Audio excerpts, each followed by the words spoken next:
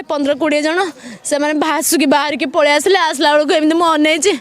गाधु गाधुक से खंडा गुड़ा एडे लंबा लंबा खंडा गुड़ा जो पड़ी से गाधु गाधुक बापा हाथ को एमती गोड़ को आने कहले ये हाणीदे गाधु गाधु बापा कहले मत अलेख पुष्टि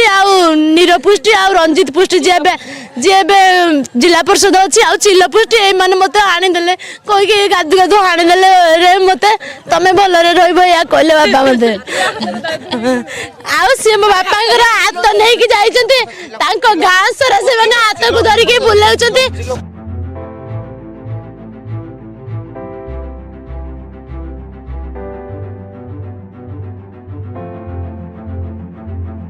तापर से हाथ दुटा को जंगल मध्य नहीं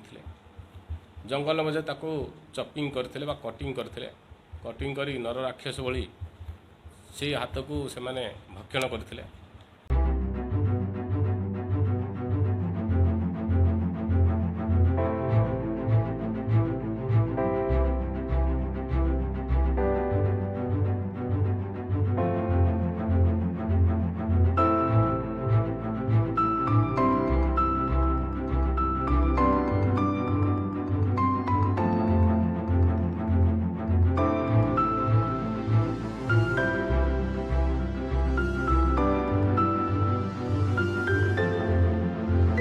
गाँ लोक सहायता आम से हाथ को बर्तमान गाँव कौ मुंडे कुआड़े फोपाड़ी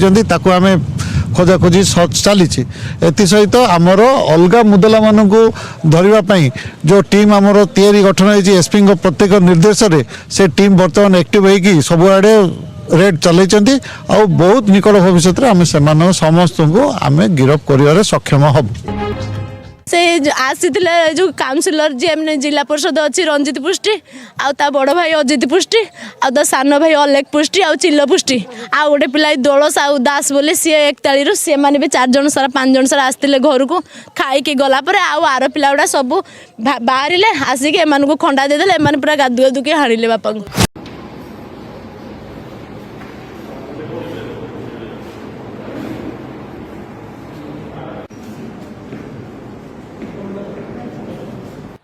इथिरे डीसीजी झील मीनाराणी बेहरा घसीपुरा थाना रे एफआईआर देइथिला। एजे घसीपुरा थाना पीएस केस नंबर 51/2019 रे केस रजिस्ट्री होता अंडर सेक्शन 302 55 जन साक्षी प्रोसिक्यूशन तरफ कोर्ट प्रोड्यूस कराइला 74टी ना 94टी दस्तावेज कोर्ट दिखाई आउ 30टी मेटेरियल ऑब्जेक्ट कोर्ट प्रोड्यूस कराइला समस्त साक्षी दस्तावेज मेटेरियल ऑब्जेक्ट आउ सीडी को एसएफएल रिपोर्ट समस्त जिनस को आधार करी मान्यवर अतिरिक्त जिला दौरा जज आज 5 जन एक्यूज को फांसी दंड दंडित कर 2019 मार्च 25 तारीख मो बापा को घर डाकी आनिकी जो निर्मम भाव हत्या कले तार न्याय मो 5 वर्ष दीर्घ 5 वर्ष है अक्रांत परिश्रम करी आमर आईओ थे बीसी सार आमर गवर्नमेंट पीपी आउ समस्त सबू आंदपुर बार जी एडवोकेट अच्छा समस्त सहयोग मु आज न्याय पाई आउ मान्यवर न्यायपालिका उपरे मोर यथेष्ट भरोसा थिला से जो न्याय देइचंदे मु बहुत खुशी प्रभु रामचंद्र प्राण प्रतिष्ठा दीर्घ 500 वर्ष लगी किंतु मो बापा श्री रामचंद्र न्याय मु